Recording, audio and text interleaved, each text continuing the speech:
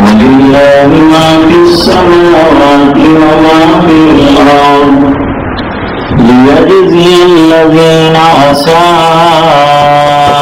بما عملوا ويجزي الذين أحسنوا بالحسنى الذين يجتنبون كبائر الإثم والفواحش إلا اللمم إن ربك واسع المغفرة هو أعلم بكم إذ أنشأكم من الأرض وإذ أنتم أجنة في بطون أمهاتكم فلا تزكوا أنفسكم هو أعلم بمن اتقى صدق اللہ العظیم.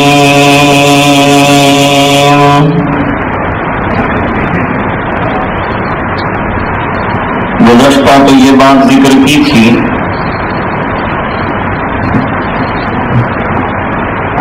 کہ جو دنیا دار لوگ ہوتے ہیں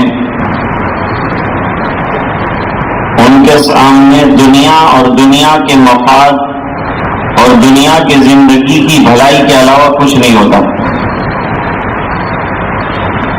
اور ایمان والا وہ ہے جس کی نظر آخرت پر ہوتی ہے اور اس کے نزدیک سب سے بڑا مسئلہ اللہ کو راضی کرنے کا ہوتا ہے. فرمایا دنیا والے کی بیچارے کی سمجھ ہی اتنی ہے، اس کے سوچنے کی رینج محدود ہے، اس کو جو نظر آتا ہے، جس چیز کو وہ دیکھتا ہے، جس چیز کو وہ پرکھتا ہے، جو چیز اس کے سمجھ میں آنے کی ہے اس کو منظور کرتا ہے، اسی کے بارے میں غور کرتا ہے. اور اللہ تعالیٰ نے نبیوں کے واسطے سے جو چیزیں ہمیں دکھائی ہیں، جو دولت ایمان ہمیں عطا فرمائی ہے اور اس دولت پر ہمیشہ کی جو کامیابی ملنے والی ہے وہ بتلائی ہے، اس کو دنیا کے لوگ اس نظر سے دیکھتے ہیں کہ ان بیچاروں کو کچھ سمجھ میں نہیں آتا. اور انبیاء کرام جو ہیں وہ لوگوں کو اس نظر سے دیکھتے ہیں کہ بیچارے بہت مظلوم ہیں، سوچ نہیں پا رہے ہیں، ان کی سمجھ بہت محدود ہے، یہ کھپ گئے ہیں دنیا میں. آج بھی لوگ کہتے ہیں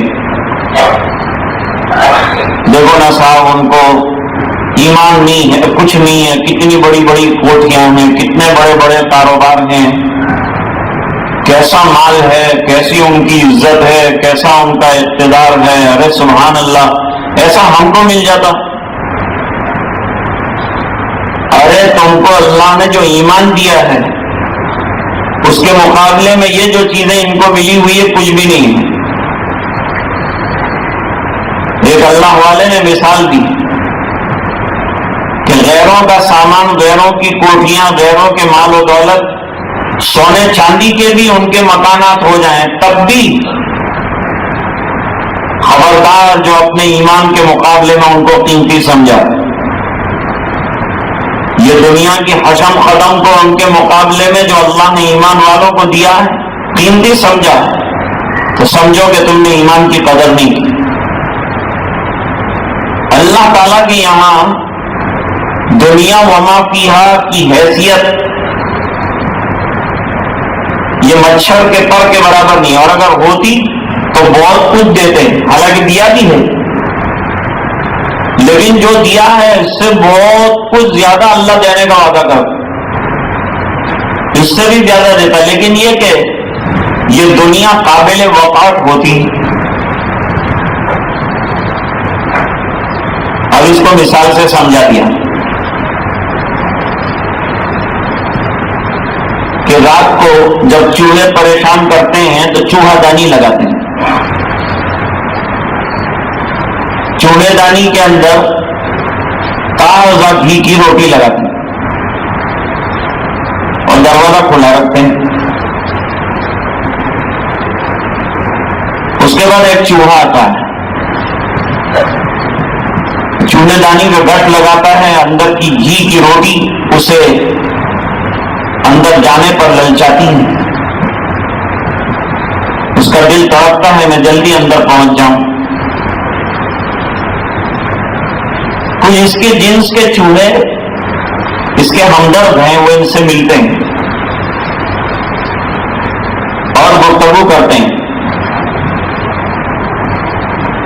اور گفتگو یہ کرتے ہیں کہ آپ کے حق میں بہتر یہ ہے کہ آپ یہ چوہا دانی میں جو روٹی ہے اس کی طرف مائل نہ ہو.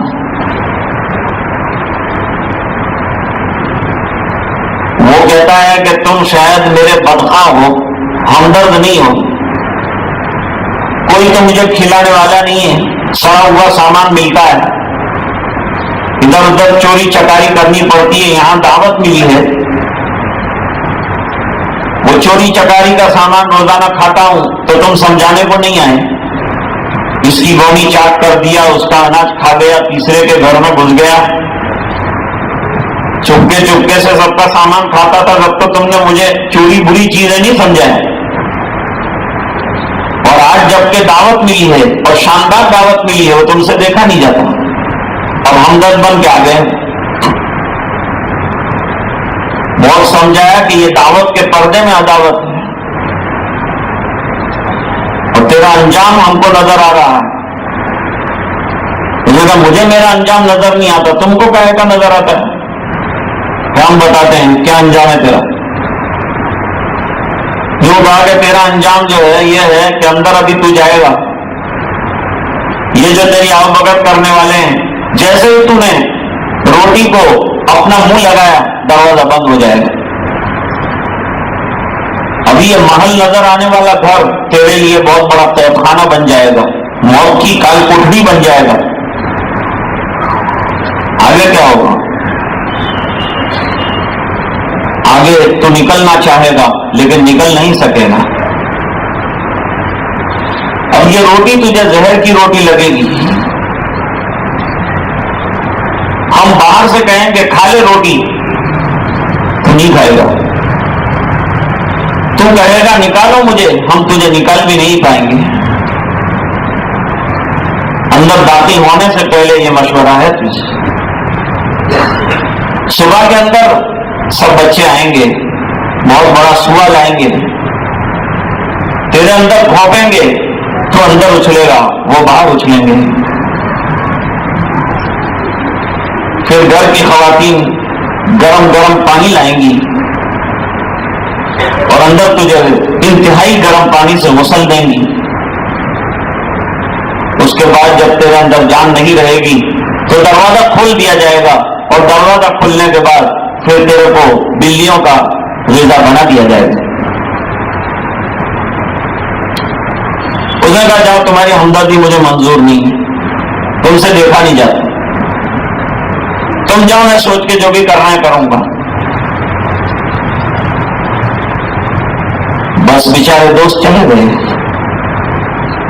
اور اس نے چوہے دانی میں قدم رکھا اور روٹی کو چوما تھا کہ دروازہ بند ہو گیا. اب اس کے سامنے جو ہے دوستوں کی بات آ گئی، ارے ارے کاش میں نے مان لیا ہوتا، لیکن اب کیا کر سکتا ہوں. اب کوئی باہر سے دیکھے کتنا خوبصورت پنجرا ہے، کتنی اچھی خوشبو روٹی کی آ رہی ہے،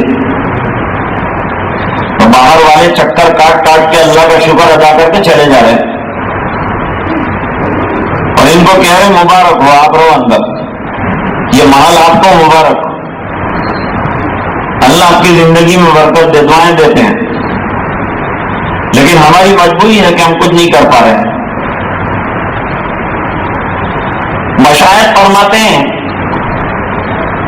مشرکین کو اور اللہ کے نہ ماننے والوں کو ملنے والا مال و دولت کی مثال ایسی ہے جیسے چوہے دانی میں چوہے کو ملنے والی روٹی، ان کو کون اچھا سمجھتا۔ اور فرمایا کہ یہاں یہ بالکل جو ہے آزاد ہے، ملا تو کھایا، نہیں ملا تو لیکن خوش ہے، ملا تو ٹھیک ہے، نہیں ملا کوئی بات نہیں، لیکن آزاد تو ہے۔ فرمایا ایمان کے ساتھ جو روکھی سوکھی مل رہی ہے یہ بغیر ایمان کے ملنے والے سونے کے لقمے سے اچھے۔ دیکھو اللہ والے نے اس کی مثال بہت اچھی دی ہے، مثالوں سے بات سمجھ میں آتی ہے۔ ایک آدمی کوٹ پینٹ میں، گلے میں ٹائی ہے، بہت اپ ٹو ڈیٹ ہے، اور اے سی چیئر کار کے اندر ٹرین میں بیٹھا ہے، اخبار پڑھ رہا ہے پیر پہ پیر چڑھا کے۔ اتنے میں کالے کوٹ والا ایک آدمی بھی آتا ہے جس کو ٹی سی یعنی ٹکٹ چیک کرنے والا کہتے ہیں۔ وہ چند محبت نامے لے کے آیا ہے، یہ اپنی احمد میں سے اخبار دیکھتے دیکھتے اس کو دیکھتا ہے، جیب میں سے رومال نکال کے پسینہ صاف کرتا ہے، پڑوس والا پوچھتا ہے بھیا اے سی تو اتنا فل ہے کہ مجھے تو سردی لگ رہی، تجھے کیا ہو رہا ہے؟ تجھے اتنا پسینہ کیوں آ رہا ہے؟ بھائی تکلیف تو نہیں، پریشر تو نہیں بڑھ رہا ہے؟ وہ اخبار میں سے ہی کہتا ہے کہ وہ کالے کوٹ والا قریب آیا تو ہوتا نا میرے، پھر اخبار میں مصروف ہو جاتا ہے جیسے دنیا کا سب سے بڑا پولیٹیشین یہی ہے۔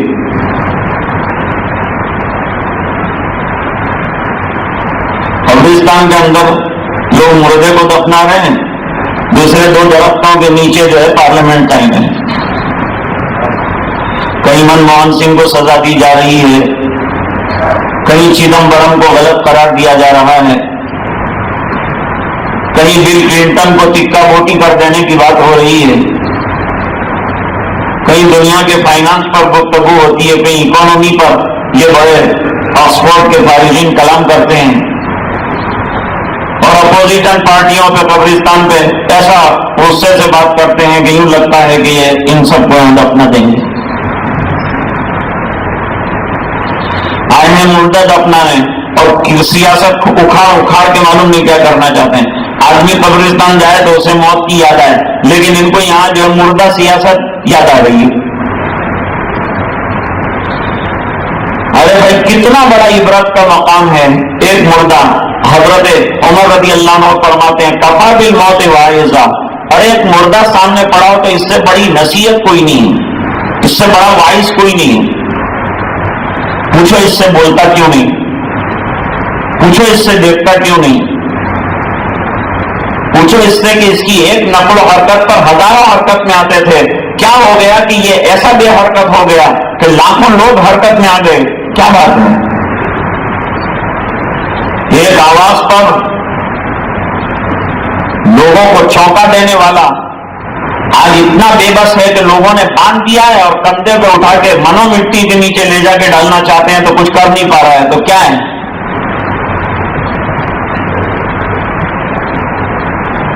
کیا تیری گلباریاں تھی، کیا تیرا حسن و جمال تھا، کیا تیرے کمالات تھے، کیا تیرا مال تھا؟ کیا ہو گیا ان تمام چیزوں کو؟ اچانک یہ لوگ بیگانہ کیوں ہو گئے؟ تجھے نظروں سے اوجھل کر دینے پر مجبور کیوں ہو گئے؟ تیرے اندر کیا تبدیلی آ گئی؟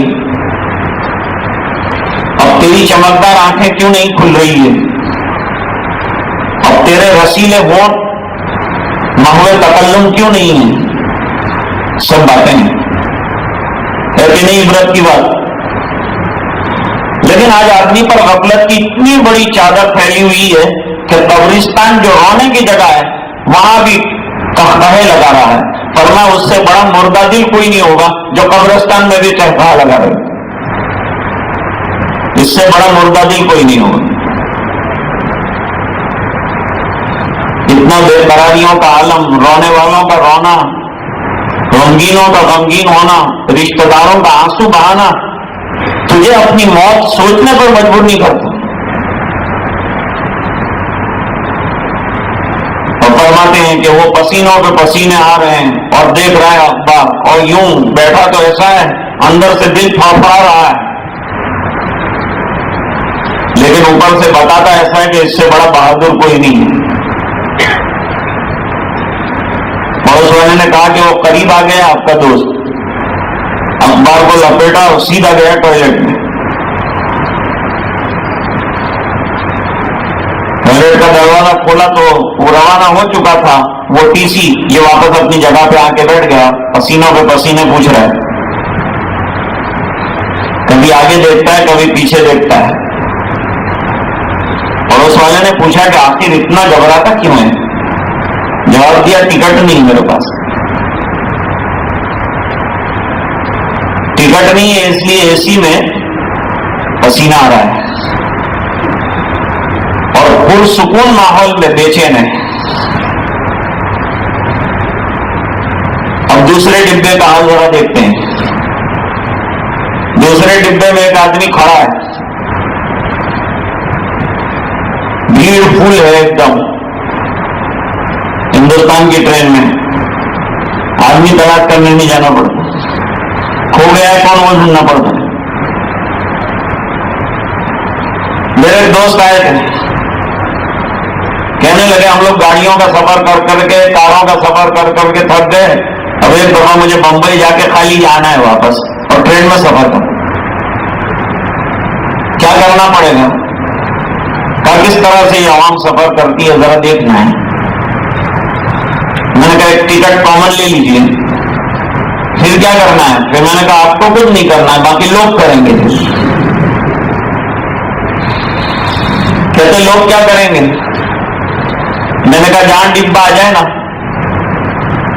وہاں کھڑے ہو جانا. پھر اندر کیسے جاؤں گا؟ میں نے کہا ہماری یہاں کی پبلک جو ہے بہت مہربان ہے، اندر بھی آپ کو لے جائے گی اور باہر بھی لائے گی. وہ بمبئی جا کے آیا تو اس نے کہا آپ کا تجربہ بالکل درست ہے، مجھے تو کچھ کرنا نہیں پڑا، میں اندر کب پہنچا ہے مجھے بھی معلوم نہیں، اور باہر کیسے آیا یہ مجھے بھی معلوم نہیں.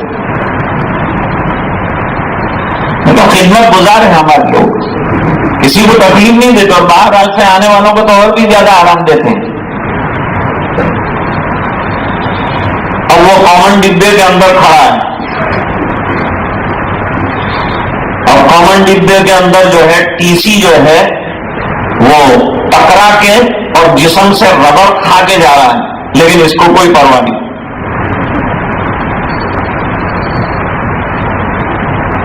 کیوں؟ اس کے پاس ٹکٹ ہے. کیا کرے گا؟ اتار تو نہیں دے گا نا، میرے پاس ٹکٹ ہے، کامن ڈبے کا ٹکٹ.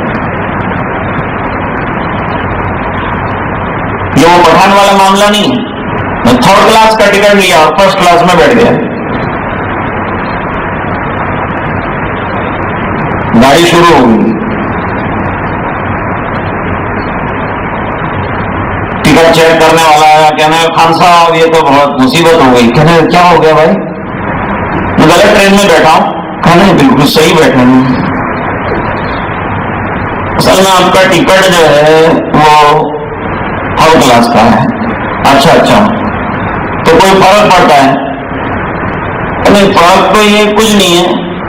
نہیں تو کہا تم نے کہا نا کہ غلط ہے، تو غلط تو کیا وہ تھرڈ کلاس دلی جائے گا، فرسٹ کلاس نہیں جاتا کیا؟ یہ فرسٹ کلاس ہے. ہاں یہ فرسٹ کلاس. اچھا تو کیا فرق کیا ہے؟ فرق کا کچھ بھی نہیں ہے. حمزہ کے تیور دیکھ کر کہا یہ اصل میں گدا لگا ہوا ہے. فرسٹ کلاس میں ڈبہ اچھا ہوتا ہے، گدا لگایا ہے، اور تھرڈ کلاس میں کیا ہوتا ہے کہ وہاں گدا نہیں ہوتا. تو کیا اس میں کیا ہے؟ یہ فرسٹ کلاس کو تھرڈ کلاس ہم بنائیں گے 1 منٹ کے اندر، گدا اٹھایا اور کھڑکی کے باہر پھینک دیا، تو تھرڈ کلاس ہوا کہ نہیں ہوا؟ اب پٹھان کا یہ غصہ دیکھا تو کسی نے کہا کہ نہیں، تھرڈ کلاس اتنا ہو گیا، فین آن کر کے آپ بیٹھ گئے، کیونکہ اگلے مرحلے میں ہو سکتا ہے اس کو بھی اٹھا کے پھینک دے۔ اب اللہ والے مسئلہ کیسا حل کرتے ہیں وہ بتاتا ہوں۔ اسی چیئر کار میں بیٹھا ہے بغیر ٹکٹ کے تو پریشان ہے، دنیا میں مال و دولت کے بیچ میں بغیر ایمان کے ٹکٹ کے حیران ہے، کتنا بھی کما رہا ہے لیکن دل اندر سے بے قرار ہے۔ دل تو کب سکون پائے گا جب اللہ اللہ نصیب ہو۔ تو کروڑوں کما کے بے چین ہے، کروڑوں کما کے بے سکون ہے، اور صحابہ کرام کے پاس کچھ بھی نہیں تھا لیکن ایمان کا ٹکٹ تھا، اس لیے فاقے میں ان کو وہ مزہ آ رہا تھا جو 5 اسٹار میں بیٹھ کر اس کو نہیں آ رہا۔ تو کون سی دولت تھی ان کی ٹھہری؟ دولت ایمان بہت بڑی نعمت۔ اللہ تعالیٰ فرماتے ہیں ذالک مبلغ من العلم، ان کو ایمان کی حقیقت اگر سمجھ میں آ جاتی ہے نا تو پھر یہ دینداروں کو برا نہ کہتے، یہ دین کے لیے مٹنے والوں کو برا نہ کہتے، کیونکہ مشرکین مکہ وہ یوں کہا کرتے تھے، بیچارے غریب لوگ، حضور کی قسمت میں ایسے ہی لوگ آئے، کہیں ابو ہریرہ آئے، کہیں حضرت بلال آئے، کہیں صہیب رومی آئے، کہیں حضرت خباب آئے۔ ارے بھائی یہ سب لوگ غریب ہیں، یہ غریب آئے ہیں۔ فرمایا یہ غریب ہے مال کے اعتبار سے، اور جو دولت اللہ نے ان کو ایمان کی عطا فرمائی اس کے اعتبار سے امیر ہے۔ ان کی عمارت کو اور ان کی مالداری کو کوئی نہیں پہنچ سکتا۔ اس بنا پر سرکار مسجد نبوی شریف میں اینٹ رکھ رہے ہیں اور انصار بھی رکھ رہے ہیں، اور حضور پڑھتے جا رہے ہیں اللہم لا عیش الا عیش الاخرہ فاغفر الانصار والمہاجرہ۔ اللہ دنیا کی عیش کیا عیش ہے؟ حقیقت میں تو عیش آخرت کی عیش ہے جو شروع ہو کر کبھی ختم نہیں ہوگی۔ دنیا کی کتنی بھی عیش ہے باقی نہیں رہے گی۔ اللہ تعالیٰ قرآن کریم میں اس حقیقت کو بیان فرماتے ہیں۔ یہ تو ایک آدھی آیت پر کتنی بات کر سکتے ہیں۔ اللہ فرماتے ہیں بل تؤثرون الحیات الدنیا، تم دنیا کی زندگی کو آخرت کی زندگی کے مقابلے میں اونچا کر رہے ہو، ترجیح دے رہے ہو۔ بل تؤثرون الحیات الدنیا، اور اللہ فرماتے میں تم کو بتاؤں بھلا کیا ہے، والآخرۃ خیر وابقیٰ، آخرت دنیا سے کئی گنا بہتر بھی ہے اور ہمیشہ باقی رہنے والی بھی ہے۔ علماء نے کیا خوب بات لکھی ہے، فرماتے ہیں کہ دنیا کتنی بھی چمکدار ہو جائے اور کتنی بھی بڑی ہو جائے اور کتنی بھی قیمتی ہو جائے، آخرت کے مقابلے میں اس کی کوئی حیثیت نہیں، بے حیثیت ہے۔ کیوں؟ ایک چیز ہے پائیدار، ایک چیز ہے ناپائیدار، اور دنیا کا خلاصہ ہے فنا، آخرت کا خلاصہ ہے بقا۔ دنیا کتنی بھی چلے گی لیکن آخر میں ختم ہو جائے گی۔ پوری زندگی میں انسان کو اگر کوئی غم نہ پہنچے، کوئی تکلیف نہ پہنچے، کوئی بیماری نہ ہو، کوئی دکھ درد نہ ہو، فرماتے ہیں تو سب سے بڑا درد یہ ہے اور سب سے بڑا دکھ یہ ہے کہ اسے یہ سب چھوڑ کر جانا ہے۔ موت سے بڑا کھٹکا کوئی نہیں ہے۔ یہ غم انسان کو کھا جاتا ہے کہ مجھے آرام چھوڑ دینا ہے، یہ غم انسان کو کھا جاتا ہے کہ میں نے جو زندگی مال کمانے میں لگائی وہ مال چھوڑ کے جانا ہے، یہ غم انسان کو کھا جاتا ہے کہ جو مکان اتنی محنتوں سے بنایا وہ جان کے اوپر باندھ کے نہیں لے جاؤں گا، چھوڑ کے چلے جانا پڑے گا. پہلے سے دل بنا کے رکھو، دل مت لگاؤ، ایسا دل مت لگاؤ جیسے آدمی ٹوائلٹ سے دل نہیں لگاتا، جیسے واش روم سے آدمی دل نہیں لگاتا. یہ سب باتیں یہی بتا رہی ہیں کہ دیکھو ان لوگوں کی بیچاروں کی سمجھ کہ وہ صحابہ کے فقر و فاقہ پر جو ہے وہ پپتیاں کستے تھے اور کہتے تھے یہ اپنے آپ کو بہت کامیاب کہتے ہیں. کامیابی دیکھو، کھانا نصیب نہیں ہے اور ان کو کپڑا نصیب نہیں ہے اور ان کو رہنے کا اچھا گھر نصیب نہیں ہے. ارے اللہ کے بندے، اس کو جو نصیب ہے تو اپنا سب کچھ لگا دے تو اس کے نصیب کو پہنچ نہیں کرتا، کیونکہ اس کو ملا ہے ایمان، اس کو ملا ہے اللہ سے ہونے کا یقین، اور اس کو یہ یقین ہے کہ یہ چند روزہ زندگی تو جھونپڑے میں بھی نکل جائے گی، اور یہ چند روزہ زندگی تو سوکھی روٹی پر بھی نظر جائے گی، اور یہ چند روزہ زندگی جو ہے یہ کم پیسوں پر بھی گزر جائے گی، اور یہ چند روزہ زندگی یہ تو زمین پر لیٹ کر بھی نکل جائے گی. لیکن وہاں ہمیشہ کا معاملہ ہے، وہ کیا ہوگا؟ ایک چھوٹے سے واقعے پر آج کی بات ختم کریں.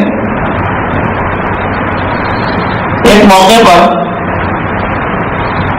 آپ صلی اللہ علیہ وسلم ازواج مطہرات سے ناراض ہو گئے. عورتوں کی چند باتیں ایسی ہوتی ہیں کہ بہت برداشت کرنا پڑتا ہے، اور آدمی کو سلوک کے مراتب طے کرنے میں بیوی بہت بڑا کردار ادا کرتی. ایسی سناتی ہے کہ شیخ بھی کیا سنائے گا، شیخ تو سناتا ہے تو دوسرے دن سے تعلق توڑ لیتا ہے، لیکن بیوی ایسی سناتی ہے، کہاں جائے گا؟ وہ کہتی ہے کہ تیرا شیخ کیا درجوں پہ پہنچائے گا، ایسی چٹکیوں میں تیرے کو درجے پہ پہنچاتی.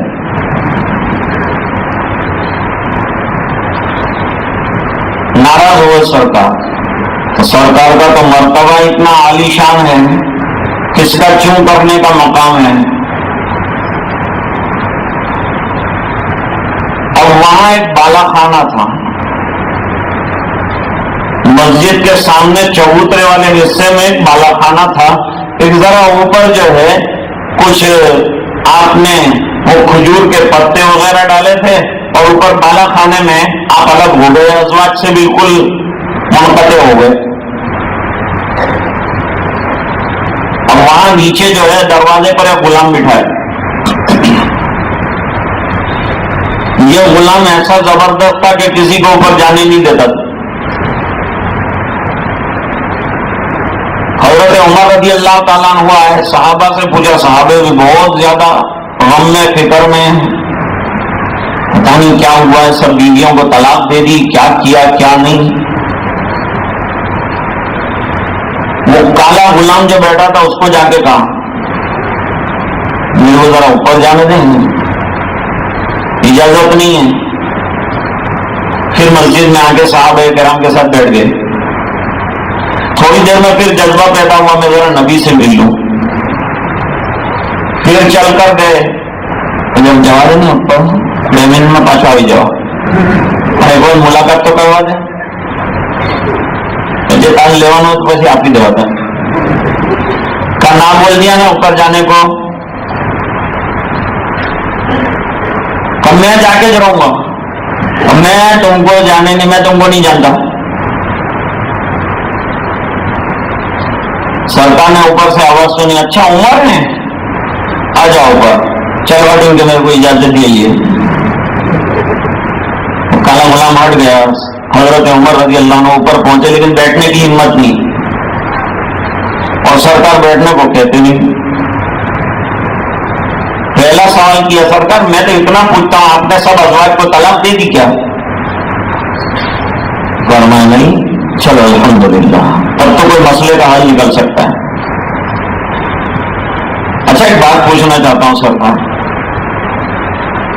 آپ اتنا غصے کیوں ہو گئے؟ اور ہاں میں بھی کبھی کبھی جو ہے نا میری بیوی بھی مجھے بہت پریشان کرتی.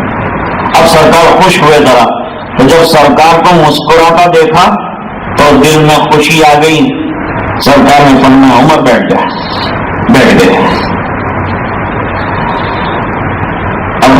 عمر کی نظر کمرے پہ جا رہی ہے. ایک تو میرے محبوب کو دیکھا، ایک بوریا اور ایک چٹائی،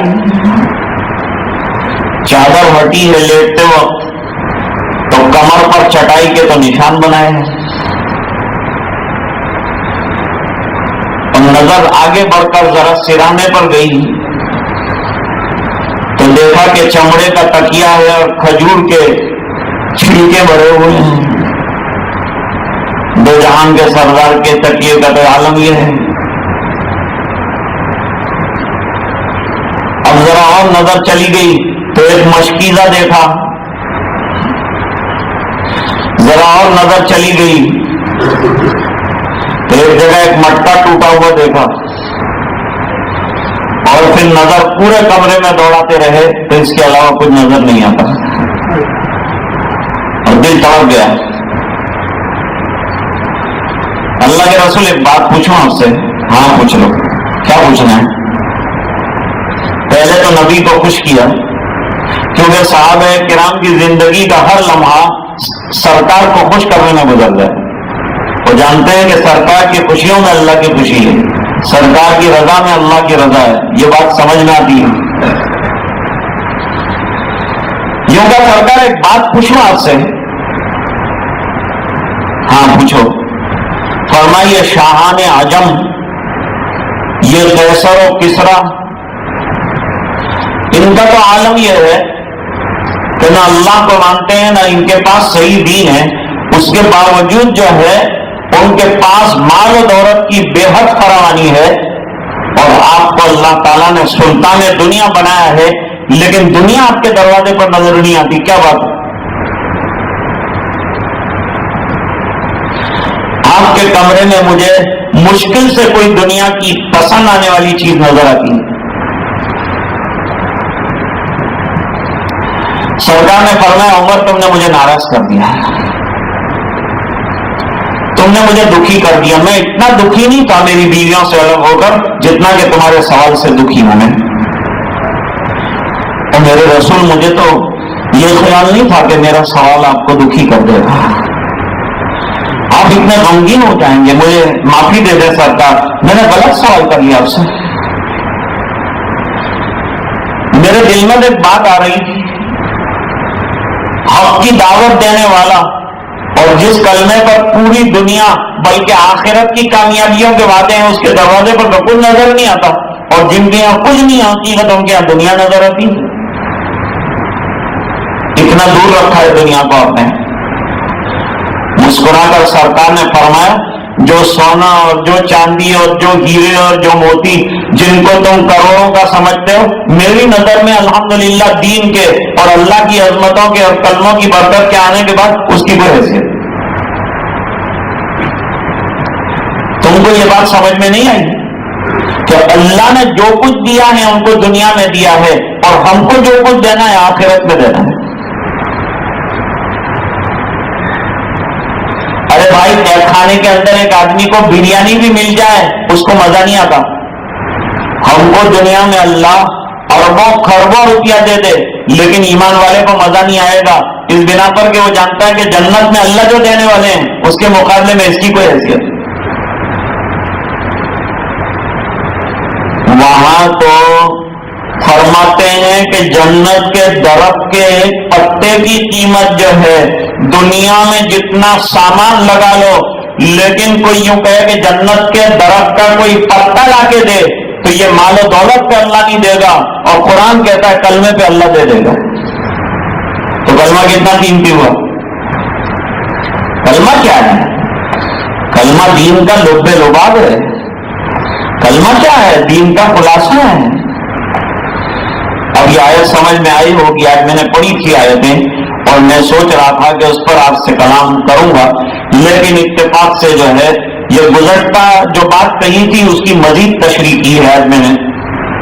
اللہ تعالیٰ فرماتے ہیں ان کی بیچاروں کی سمجھ ہی اتنی ہے، دنیا سے آگے یہ سوچ ہی نہیں سکتے.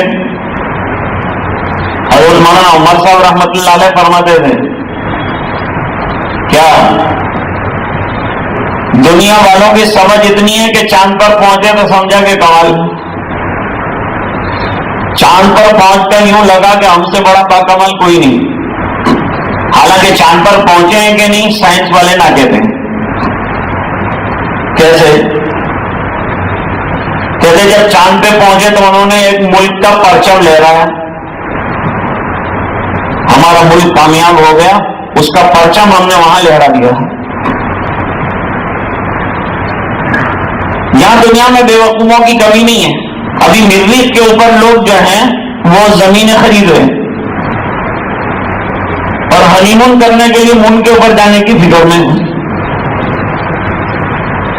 دنیا تو نبٹتی نہیں، وہاں جانے کی بات کرتا ہے۔ اب جب وہاں پرچم لہرایا اور پھریرے لہرانے لگے تو سائنس والوں نے بات کی، یہ لوگ چاند پہ نہیں گئے، کہیں اور گئے۔ بھائی چاند پر ہوا ہے نہیں، تو جب پرچم لے رہا ہے تو لٹک جانا چاہیے، وہ ہل کیوں رہا ہے، یوں موڑ کیوں رہا ہے؟ ہوا ہے تو یہ وہاں لٹکایا ہے جہاں ہوا ہے، چاند پہ تو ہوا ہے نہیں۔ اب ان کو تو بیچارے دنیا والوں کو کیا سمجھنا، جیسی پٹی پڑھائیں گے ایسا سمجھ جائے گا۔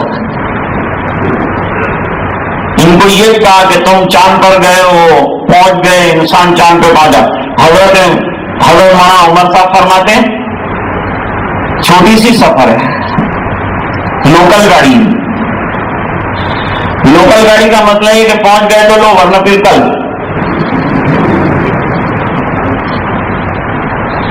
اب کہتے ہیں کہ چلے چلے بہت 200 سال محنت کی تو پہنچ کے چاند کے اوپر پہنچ گئے۔ کیا لے کے آئے؟ پتھر لے کے آئے۔ 10 سال پتھروں پہ ایکسپیریمنٹ کیا، پھر یوں کہے کہ پتھروں میں کچھ نہیں پھینک دو۔ یہ ترقی کا خلاصہ ہے، کچھ سمجھ میں نہیں آتا۔ اسلام نے پہلے کہہ دیا چاند تمہارے لیے بنایا ہے، سورج تمہارے لیے بنایا ہے، اس کے فائدے بھی تمہارے سامنے بیان کر دیے، اور یہ جو ستاروں کی انجمن بنائی ہے یہ بھی ہم نے تمہارے لیے بنائی ہے۔ سب تو اللہ نے ہمارے لیے بنایا، اس کے لیے ہم کو اتنی محنت کرنے کی کیا ضرورت ہے؟ وہاں جا کے لائے کیا؟ کچھ بھی نہیں ملا، فائدہ کچھ بھی نہیں ہوا۔ یہ تو مکے کی دیوانی بڈھی جیسا ہوا۔ مکے میں ایک دیوانی بڑھیا رہتی تھی، وہ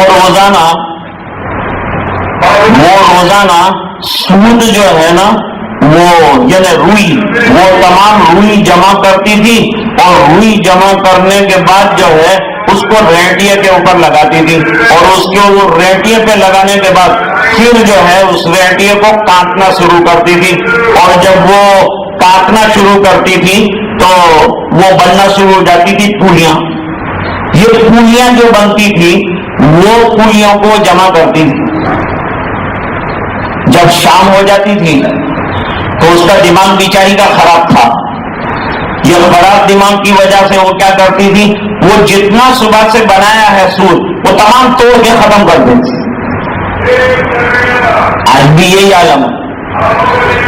یہ سائنس والے جو بڑی بڑی بات کرتے ہیں، ترقی کی بات کرتے ہیں، اخیر میں ان کا خلاصہ کیا ہے؟ اور امریکہ اتنا آگے بڑھ گیا، اس کے باوجود ان کو ماننا پڑتا ہے کہ بھائی ایک طاقت ایسی ہے کہ اس طاقت تک ہم لوگ کسی طرح بھی پہنچ نہیں سکتے۔ یہ بات ہم کو سمجھ میں آ گئی۔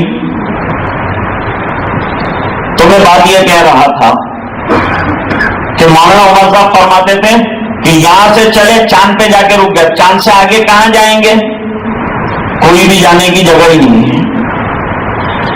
اور مسلمان کہاں جائے گا؟ فرماتے ہیں مسلمان جانے والے چاند پر گئے تو مسلمان اللہ تک پہنچ گیا۔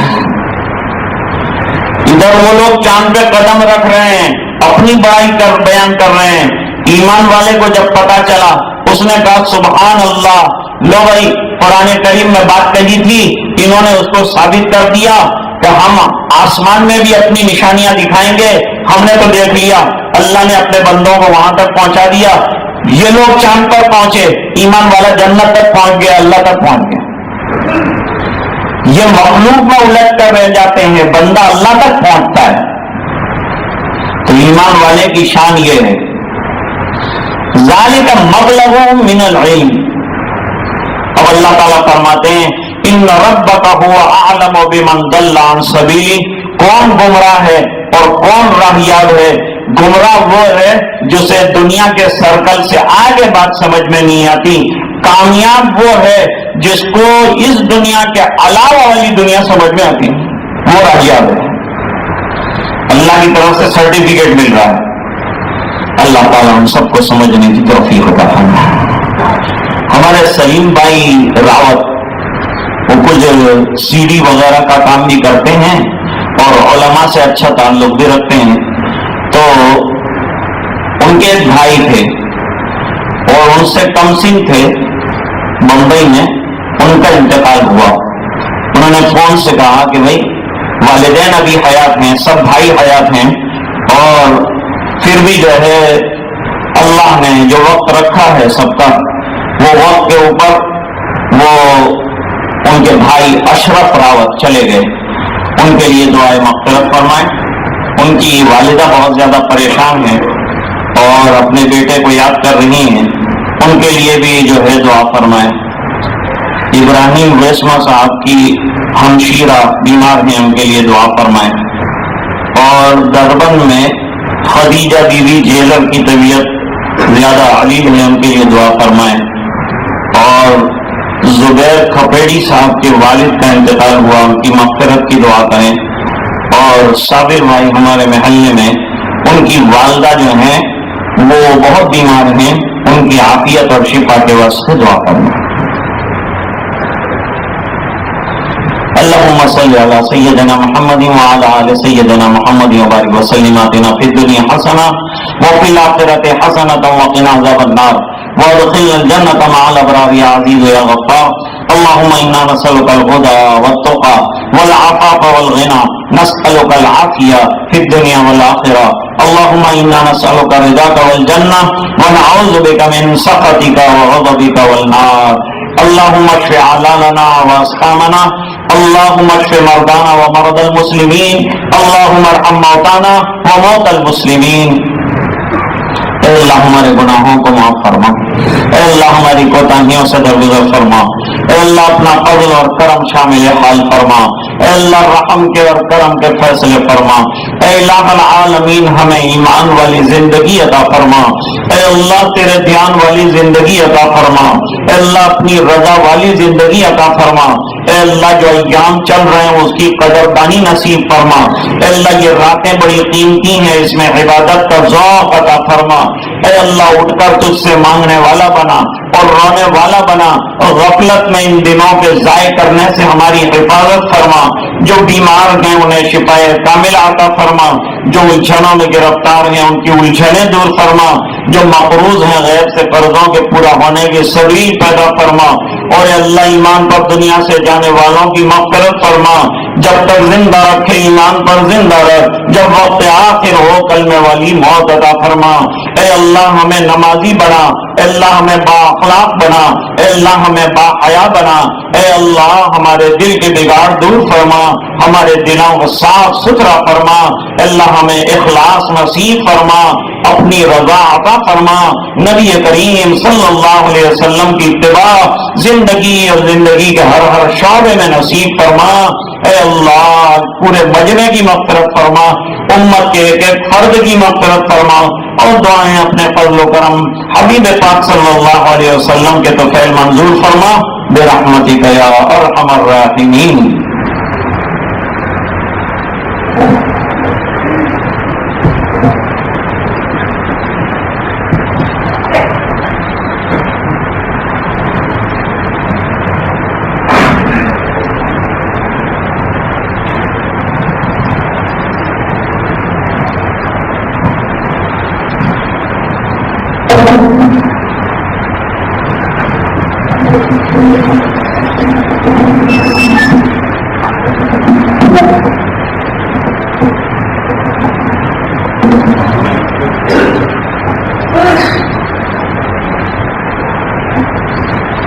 تھوڑی دیر کے لیے انشاءاللہ ذکر کریں گے، اور ذکر کے بعد جو ہے وہ تھوڑی دیر مراقبہ کریں گے، ذکر سب کو معلوم ہے، طریقہ کیا ہے ذکر کا کہ ناف سے دماغ کی طرف سر کو اٹھانا ذرا سا، اور پھر دائیں کندھے کی طرف اللہ میں نہیں جانا،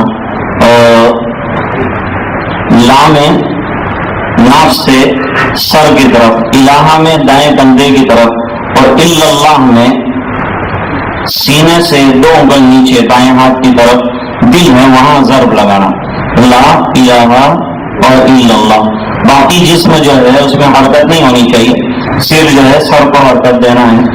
اور مراقبے میں آدمی بالکل اطمینان کے ساتھ بیٹھے، آنکھیں بند ہو اور بیچ میں آنکھیں نہ کھولے، اور اطمینان اور سکون سے بیٹھے، یہ توجہ طلب امر ہے۔ اور دوسرا یہ ہے کہ اصل مراقبہ جو ہے وہ اللہ کے دھیان کے واسطے کرنا ہے۔ بہت سے لوگ کہتے ہیں مولانا بہت عرصے سے کر رہا ہوں کچھ ملتا نہیں ہے مجھے، تو اس میں کوئی لفافے نہیں ملنے، اس میں تو بس جو ہے اللہ کو راضی کرنے کی محنت کرنا ہے۔ اور ہم چاہتے ہیں کہ بس کل سے کوئی ہماری کرامتیں ظاہر ہو جائے۔ سب سے بڑی کرامت یہ ہے کہ کوئی کرامت ظاہر نہ ہو، یہ سب سے اچھا اونچا مقام ہے۔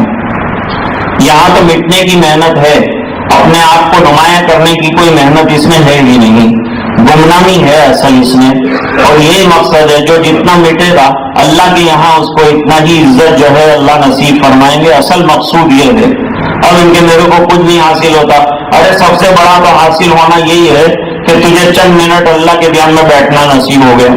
تو اب سے تھوڑی دیر تک انشاءاللہ ذکر کریں گے۔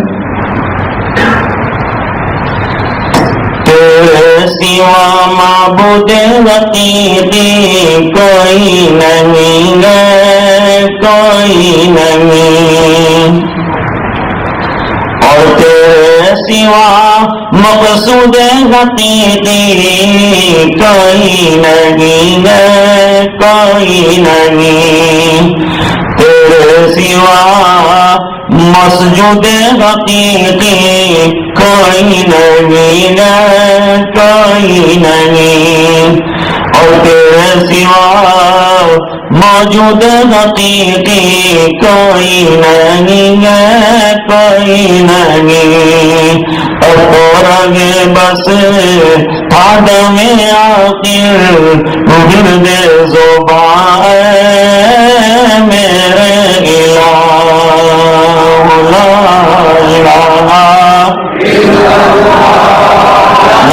الہ الا اللہ، لا الہ الا اللہ، لا الہ الا اللہ، لا الہ الا اللہ، لا الہ الا اللہ، لا الہ الا اللہ،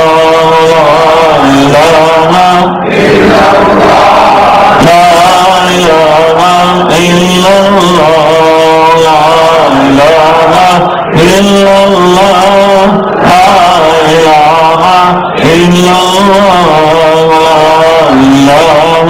الا اللہ، لا الہ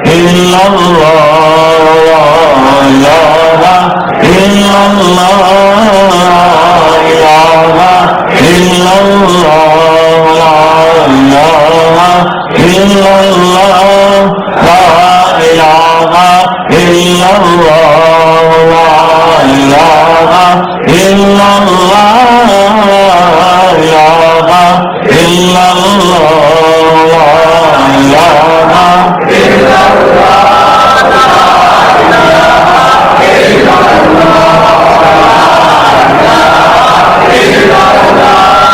لا الہ الا اللہ، لا الہ الا اللہ، لا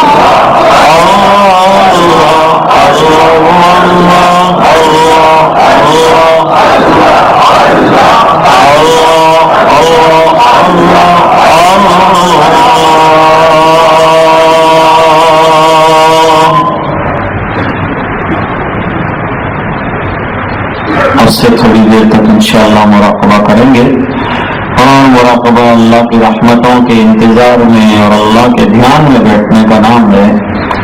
جب اللہ کا دھیان نصیب ہوتا ہے تو اس کی برکت سے آدمی گناہوں سے بچ جاتا ہے، اور جب اللہ کا دھیان نہیں رہتا، چوک جاتا ہے، تو انسان گناہوں میں مبتلا ہو جاتا ہے، شیطان اس کو گناہ میں لگا دیتا ہے۔ آنکھیں بند ہو، جسم میں نقل و حرکت نہ ہو، اور سر کو دل کی طرف ذرا سا جھکایا جائے اور لگاتار ایک ہی تصور رکھا جائے، اللہ کی رحمت برس رہی ہے، دل میں سما رہی ہے، اور دل کہہ رہا ہے اللہ اللہ اللہ۔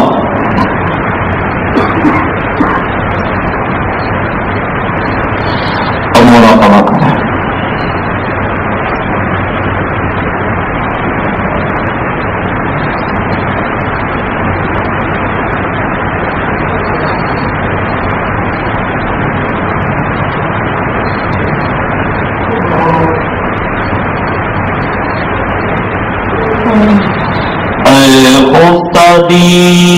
بیداری شاہ بیداری شاہ بیداری شاہ،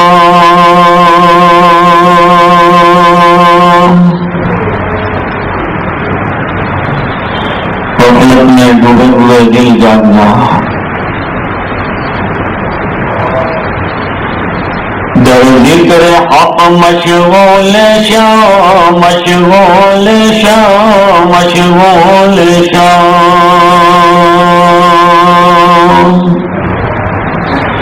اللہ کی یاد میں مشغول ہو جا، دل کا اصلی کام اللہ کی یاد ہے۔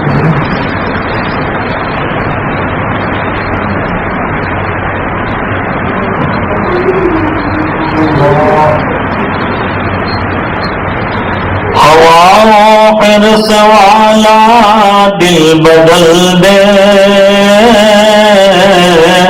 میرا غفلت میں ڈوبا دل بدل دے،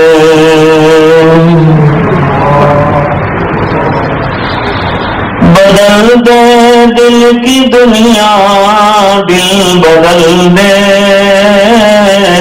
خدایا فضل فرما دل بدل دے،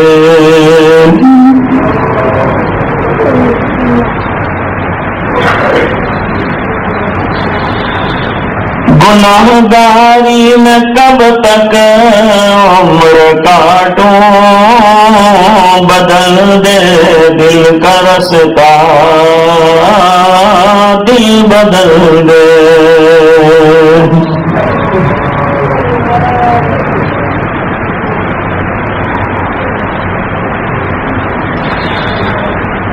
سنو میں نام تیرا دھڑکنوں میں، مزہ جائے مولا دل بدل دے،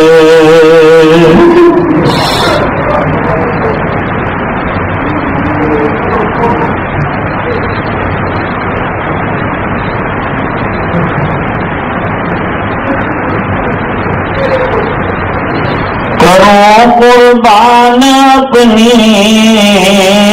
ساری خوشیاں،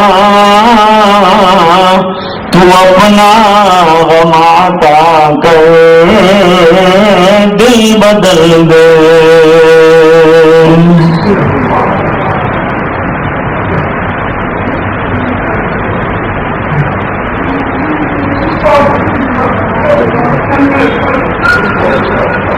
ہٹا لوں آنکھ اپنی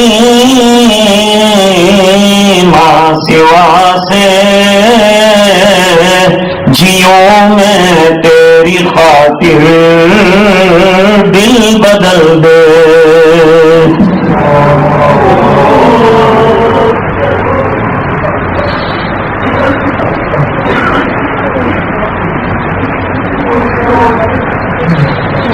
سہل فرما مسلسل یاد اپنی، خدایا فضل فرما دل بدل دے،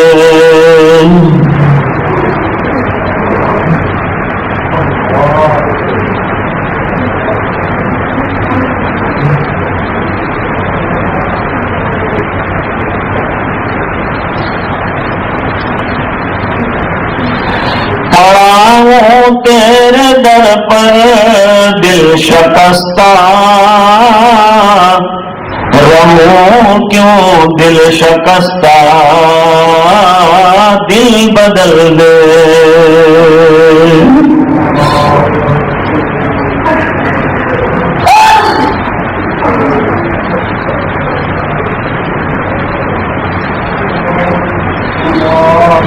تیرا ہو جاؤں اتنی آرزو ہے، بس اتنی ہے تمنا، دل بدل دے۔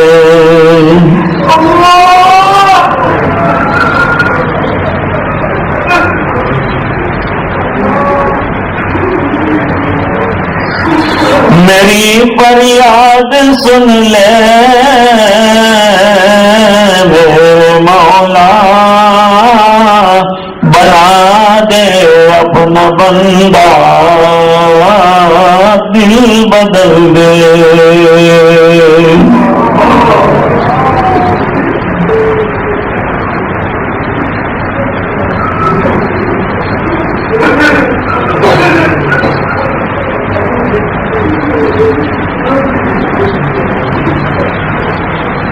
مراقبے میں اتنی بات ضرور سوچنی چاہیے کہ آج میں نے اپنے اختیار سے آنکھیں بند کی ہے، ایک دن ایسا آئے گا جب میرا اختیار ختم ہو جائے گا۔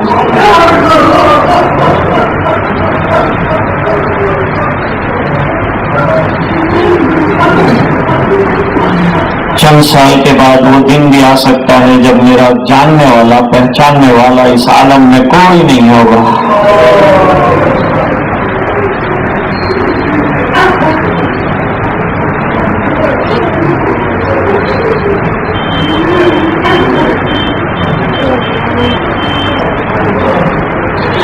واقعی تجھے گھڑیاں یہ دیتا ہے منادی، دردوں نے گھڑی عمر کی ایک گھٹا دی، ہو رہی ہے عمر مثل برف گم، رفتہ رفتہ چپ کے دم بدم، ایک دن مرنا ہے آخر موت ہے، کر لے جو کرنا ہے آخر موت ہے۔